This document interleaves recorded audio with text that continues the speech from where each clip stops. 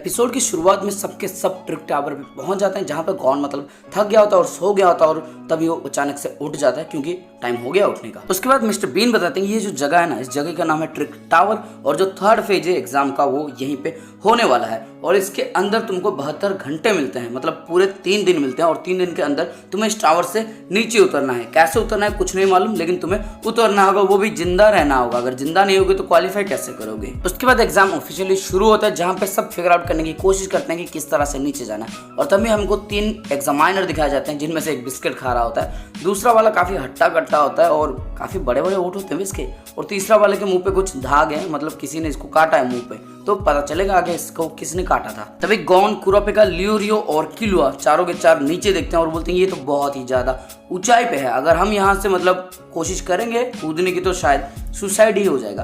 तभी एक बंदा आता है जिसका नंबर होता है 86, वो होता है कि तुम्हारे लिए होगा, लेकिन मुझ जैसे एक्सपर्ट माउंटेन क्लाइंबर के लिए ये तो कुछ नहीं है, मैं तो मतलब सबसे पहला बंदा बनूंगा जो कि नीचे उतरेगा। और तभी देखते हैं कि बहुत तेजी से वो नीचे उतर रहा होता है, लेकिन तभी एक अजीब सी आवाज आती है, और जैसे ये देखता है कि क्या आवाज है, तो वहां पे बड़े बड़े मॉन्स्टर्स होते हैं जो कि उड़ रहे होते हैं और इसको निगलने वाले होते हैं, और निगल भी जाते हैं। तुम्हें क्या लगा बच जाएगा? नहीं बचा, मर गया हो। जिससे साफ पता चलता है कि इस तरह से नीचे उतरना तो पॉसिबल है नहीं, तुम जितनी बार भी कोशिश करोगे उतनी बार ये मॉन्स्टर आएंगे, तुम्हें निगल जाएंगे और चले जाएंगे। उसके बाद जितने भी कैंडिडेट होते हैं ना, वो कोशिश करते हैं कि किसी तरह का हिडन अगर डोर है तो उसको ढूंढने की कोशिश कर रहे हैं, और तभी हम देखते हैं कुरापिका और लियोरियो दोनों बातचीत कर रहे थे, जहाँ पे कुरापिका बताता है कि पहले 40 बंदे थे, लेकिन अभी मुझे कम लग रहे हैं, अभी तो 23 बंदे हैं। और तुम्हारे मन में सवाल होगा कि 40 बंदे कहाँ, 42 थे ना, लेकिन तुम्हारी जानकारी के लिए बता दूं, जिन 2 बंदों के ऊपर किलुआ ने अटैक किया था उन दोनों को उसने मार दिया था, तो इसलिए अभी 40 ही बंदे हैं। और किलुआ बोलता है अगर उन्होंने रास्ता ढूंढ लिया, इसका मतलब यहाँ पे और भी बहुत सारे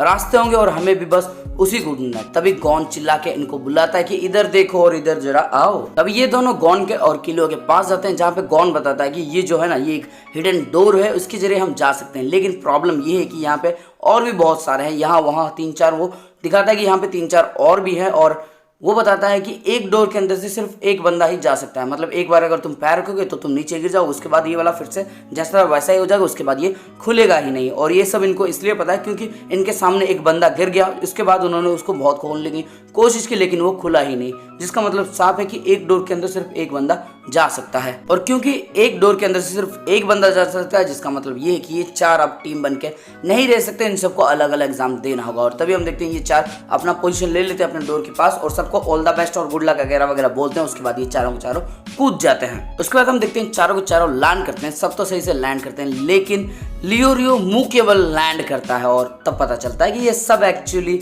एक ही रूम के अंदर है, यानी कि ये जो सोच रही थी कि अलग अलग रूम के अंदर जाएंगे, वैसा कुछ हुआ नहीं, सबके सब एक ही रूम के अंदर है, और फिर से एक टीम बन के इनको एग्जाम देना होगा। उसके बाद हम देखते हैं कि 5 रिस्ट वॉचेस होते हैं, जिसके अंदर 72 घंटे का टाइमर सेट हो चुका होता है, यानी कि 72 घंटे अगर हो जाते हैं, कंप्लीट हो जाते हैं, और ये पास नहीं हो पाते तो ये ऑटोमेटिकली एलिमिनेट हो जाएंगे।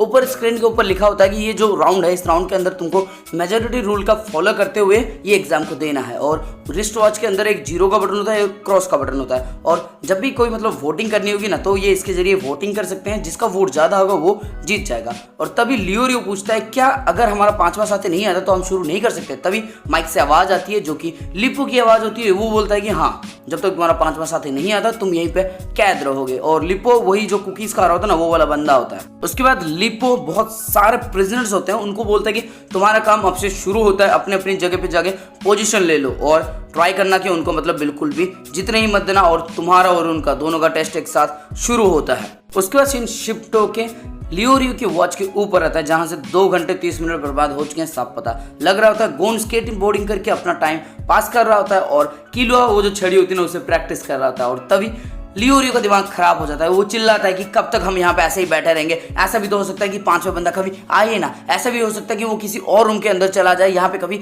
आए ना, तो क्या हम यहीं पे बैठे रहेंगे? ऐसा नहीं कर सकते। वो चिल्ला रहा है। तभी कुरापिका बोलता है कि जरा धीरे, चिल्लाने की जरूरत नहीं, और बोलता है कि ऊपर से कोई आवाज आ रही है तो जरा चुप रहो। और हम देखते हैं कि ऊपर की तरफ से किसी ने ये वाला रास्ता ढूंढ लिया, और वो अंदर आने की कोशिश करता है और नीचे गिर जाता है। और तब हम देखते हैं कि ये कोई और नहीं, ये तो टोनपा है। उसके बाद ये सब ग्रेटिंग वगैरह वगैरह करते हैं, और सब मिलकर टोनपा को समझाते हैं कि यहाँ पे अंदर क्या हो रहा है, किस तरह से हमें खेलना है। और वो अपना रिस्ट वॉच पहनता है, और जैसे ही अपना रिस्ट वॉच पहनता है तभी एक दरवाजा खुलता है। उसके बाद दरवाजे के ऊपर हम लिखा हुआ देखते हैं कि अगर दरवाजा खोलना है तो जीरो दबाओ और नहीं खोलना है तो एक्स दबाओ। जिसके जवाब में 4 बंदे तो जीरो दबाते हैं मतलब दरवाजा खोलने के लिए, लेकिन टोनपा जो है ना वो क्रॉस का बटन दबाता है मतलब नहीं खोलने के लिए दबाता है। जिसके जवाब में लियोरियो का दिमाग खराब हो जाए, वो उसका कॉलर पकड़ता है और क्या बे तू अंधा हो गया क्या, तेरे को दिखाई नहीं देता, तेरे को यहाँ से निकलना नहीं है क्या, ऐसा पूछता है वो। जिसके जवाब में वो बोलता है नहीं नहीं मैंने बस गलती से ऐसा कर दिया था, मेरा कोई इंटेंशन ऐसा नहीं था, वो थकलाते हुए बोलता है। उसके बाद कुरापिका बोलता है कि लड़ने से कोई फायदा नहीं है,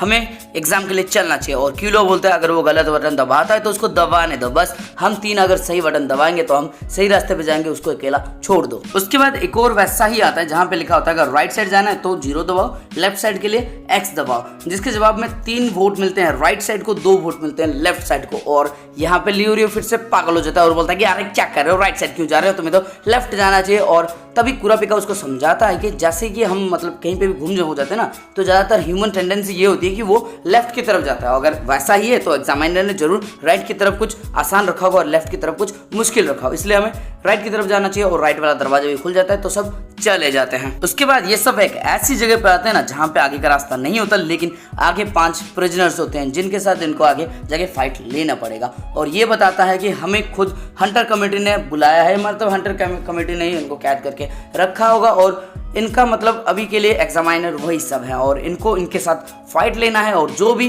3 फाइट जीत जाएगा वो पास हो जाएगा। और बदले में इनको क्या मिलेगा, मतलब ये जो क्या बोलते हैं इनको, ये जो प्रिजनर्स है उनको क्या मिलेगा, उनको ये मिलेगा अगर ये 1 घंटे तक इनको बिजी रखते हैं तो इनका 1 साल जो होगा ना वो माफ हो जाएगा। यानी कि ये कैदी है ना तो कुछ सालों के लिए ये इनको कैद करके रखा गया है, जितना घंटा बर्बाद करेंगे उतनी ही ज्यादा इनके मतलब जो ईयर्स होंगे ना वो घट जाएंगे, जो कि मतलब बहुत अच्छा रूल है। तभी ये जो बंदा है ना इसका नाम दिखाया जाता है जिसका नाम था बैंडोट, जिसको 199 साल के लिए जेल की कैद हो चुकी है क्योंकि इसने रॉबरी और मर्डर्स कर रखे होते हैं। और तभी कुरापिका बोलता है कि सामने वाला बंदा कितना खतरनाक है, क्या है हमें कुछ नहीं पता, हम ब्लाइंडली ऐसे नहीं लड़ सकते। लेकिन तभी टोनपा बोलता है कि मैं लड़ूंगा, मैं इससे जाके लड़ूंगा, देखो। और वो समझाने की कोशिश करता है कि देखो अगर 2 मैच हम जीतते हैं 2 मैच वो जीतते हैं तो फिर जो टाई होगा ना उसको कौन तोड़ेगा, क्योंकि मैं तो ऐसा हूं नहीं कि इतना स्ट्रॉन्ग तो मैं हूं नहीं कि एक टाई को तोड़ चुकूं, इसलिए मुझे पहले जाने दो, पहले मैं एक गिनी पिग की तरह जाता हूं, देखता हूं उसकी कमजोरी क्या है, हमें पता लग जाएगी, उसके बाद तुम सब भी जाके लड़ सकते हो। और ये आगे बढ़ने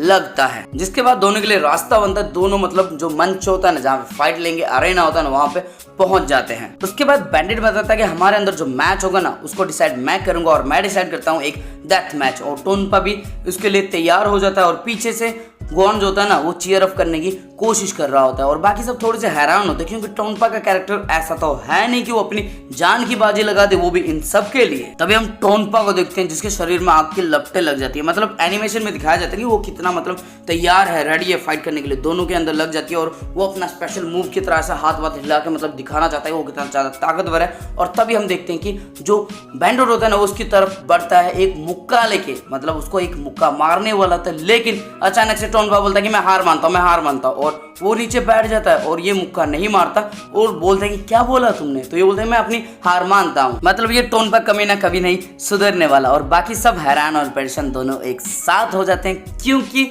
पहला बैटल जो था ना वो तो बड़े ही आसानी से वो जीत गए और इनको मिल गया घंटा। और लियोरियो को दिमाग खराब हो चुका होता है, जैसे वो अंदर आता है उसका कॉलर पकड़ता है और बोलता है कुत्ते कमीने, तेरी इतनी हिम्मत, तू हम सबको हराने की कोशिश करेगा, तू तो किसी काम का है ही नहीं, तू शायद इसीलिए हंटर एक्स एग्जाम के अंदर आया है क्योंकि तुझे तो दूसरों को सताने में मजा आता होगा। और तभी टोनपा अपना असली प्लान बताता है और वो बताता है कि उसको हंटर बनने में घंटा कोई इंटरेस्ट है ही नहीं। जब छोटे छोटे बच्चों का सपना टूटता है ना, ये जो कैंडी ग्रेनेड होते हैं उनके सपना टूटता है ना, तब इसको बहुत ज्यादा मजा आता है। और इसको और भी ज्यादा मजा आता है जब उसका रीजन ये खुद हो, यानी कि ये मतलब इस तरह का एक कैरेक्टर है जिसको मतलब किसी से मतलब नहीं है, बस इसको मतलब दूसरों का सपना तोड़ना है, दूसरों का सपना टूटते हुए देखते हुए इसको बहुत ज्यादा मजा आता है, जिसकी वजह से ये बहुत कुछ कर लेता है। और इसीलिए ये 35 बार एग्जाम दे चुका था और 35 बार सिर्फ सपना तोड़ने के लिए आया था। और बोलता है कि अभी के लिए तो मैं काफी है, मैं मतलब जितना मजे करने थे इस साल के लिए मैं कर चुका हूं, मैं अगले साल फिर से आऊंगा, फिर से दूसरों के सपने